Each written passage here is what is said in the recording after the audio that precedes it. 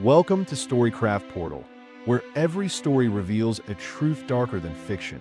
Today, we take you into the icy heart of the Savage Mountain, a place where silence screams, and every step could be your last. This is not just a mountain, it's a living graveyard. This is K2, the deadliest peak on Earth. From frozen bodies left behind to whispers in the death zone, what you're about to hear isn't just a story. It's a haunting journey into the unknown. These are the untold K2 mysteries, the K2 deaths no one can explain, and the bone-chilling Savage Mountain facts the world keeps buried. If you think you're brave enough to hear what the mountain never forgets, then stay with us. They call it Savage Mountain for a reason, because K2 doesn't forgive mistakes. It buries them. This story isn't about victory. It's about the ones who never came back. It begins in silence, where wind howls like a warning and the ice holds secrets no one lives long enough to reveal. In 2008, a team of international climbers stood at base camp, unaware that 11 of them would never return. Not because of one mistake, but a chain of horrors that even experienced mountaineers couldn't survive. What happened next would become one of the most chilling events in mountaineering history. But K2's history is written in blood and bone, not ink, and this was only one of its chapters. The bodies are still up there, frozen mid-motion, eyes wide open, as if warning the next soul. And yet climbers still come. They always do. But why? Watch part 2 to uncover what the mountain hides. Above 8,000 meters lies the death zone, where oxygen isn't just thin, it's disappearing. The bottleneck, a narrow vertical chute of ice, is the final trial before the summit. In 2008, climbers waited under it, knowing even one falling serac could obliterate them. That night it did. Ice cracked like thunder, ropes vanished, and chaos took over. Some fell silently, swallowed by blackness. Others froze in place, unable to descend without ropes. Radios crackled with confusion, languages mixing into panic. 2 climbers tried to descend blind. Only one returned, frostbitten and half-mad. What they saw in the snow haunted even rescuers. There were no screams, just stillness. The mountain didn't roar, it waited. And what it left behind was a mystery sealed in ice. But the tragedy was just beginning. As daylight crept back across the ice, those still alive began the descent, but found only confusion. The fixed ropes were gone. The bottleneck had erased their lifeline.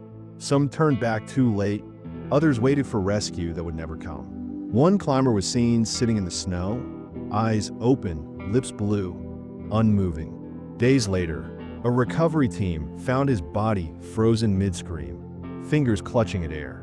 But how long had he been alive before he froze? Could he hear the others passing by? Could he move? No one knew. One Sherpa said he felt someone brush past him, but when he turned, no one was there.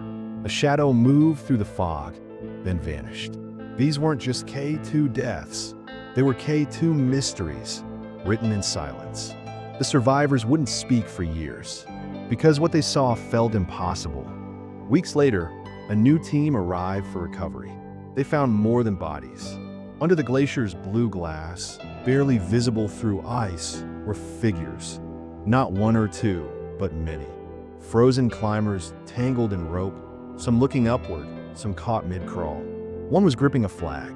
The team tried to extract the remains, but the ice was too thick. Every pick strike echoed like a heartbeat. It was as if the mountain wanted them to stay. One climber swore he heard a muffled cry through the ice, but no one else did. Photos were taken, but most never released. Something about those images was too disturbing. The more they dug, the more they found, until they stopped. They marked the spot, prayed, and turned away. The cold didn't just preserve, it guarded the truth. They were experienced, elite mountaineers with records, reputations, and respect. But when the next group attempted the summit weeks after the tragedy, 3 climbers vanished. Radios went dead. No distress signal, no GPS. They were just gone. Search teams followed every trail, scanned cliffs, traced steps. Nothing. The weather hadn't turned yet, and conditions were calm. Their last known photo showed them smiling at Camp 4. Some believe they were caught in an avalanche. Others say they went off-route. But a few Sherpas whisper of something else, that K2 sometimes takes who it wants. In 2010, one of the missing climbers' gloves was found 200 meters off-route, far from where anyone expected. No body, no rope, just the glove frozen in place like a clue. The mountain wasn't done yet. It started with whispers, not through radios but inside helmets. Climbers reported hearing footsteps behind them, only to turn and find no one there. Some described voices calling their names. Others felt someone grabbing their pack straps in the dark. One Italian climber collapsed midway and later said, "Someone was following me the whole time." Hallucinations? Maybe. But how did several climbers describe the same voice? A woman's in perfect English, whispering, "Don't go up." No woman was climbing that year. At 8,200 meters, sanity thins faster than oxygen. But this was something else. A Sherpa claimed he saw a shadow walking parallel to them, not using a rope. It was gliding, he whispered. After that day, no one used that trail again. But the fear remained, not of falling, but of being called. His name was Pavel, a Russian climber with over 15 successful summits across the world.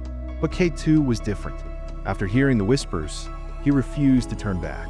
He kept going alone, radioed one last time. "I see someone ahead. I think they need help."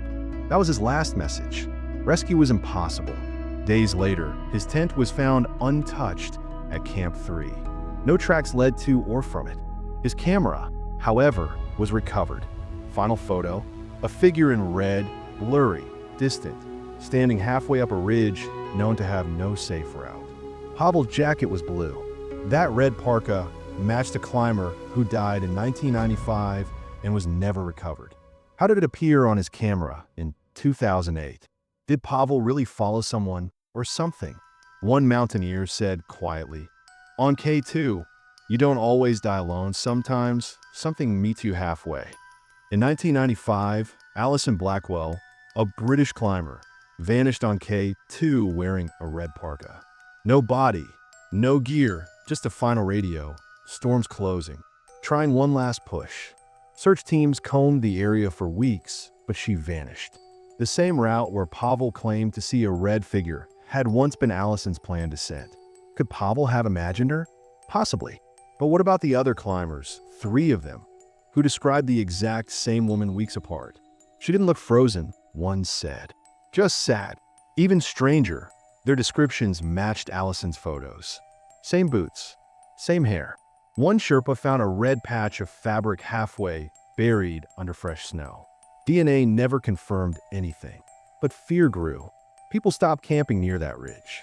The name Blackwell Ledge was whispered, then added to maps. They didn't name it out of respect. They named it out of fear. It surfaced briefly online, then vanished. A GoPro clip allegedly found on a lost climber's gear in 2013. It showed shaky footage of a snow trail, then a sudden stop. Breathing intensifies. The camera swings to the right. Nothing. Left. A woman in red, standing still, about 30 meters away. She doesn't wave. Doesn't move. The voice behind the camera says, "Who is that?" before static cuts in. The clip ends there. Internet sleuths tried verifying it, but coordinates didn't match official K2 routes. Some said it was a hoax. Others claimed that's exactly why it was real. It was footage from a place not on any map. Not many found. The climber who owned the camera was later found frozen standing, eyes wide. Camera in hand, battery drained. His lips frozen open. He died screaming. It took over 2 decades, multiple expeditions, and countless lives. But the mystery of K2's frozen curse now has its ending. Experts piece together every report, every trace. It's no longer about just danger or weather. It's the truth mountaineers feared to admit. Some places are not meant to be conquered. Pavel's final photo matched Alison Blackwell's last route. The red figure, seen over 10 times, was never found, yet consistently described. The footage? Suppressed. Maps updated quietly. A final statement from the Alpine Society read, K2 remains unconquerable not because of height, but because of what lies within it. No further expeditions have passed the Blackwell Ledge since 2015. Guides warn newcomers. If you hear someone whisper your name above Camp 4, don't look. Just climb down. Because on Savage Mountain, the dead don't sleep, they wait.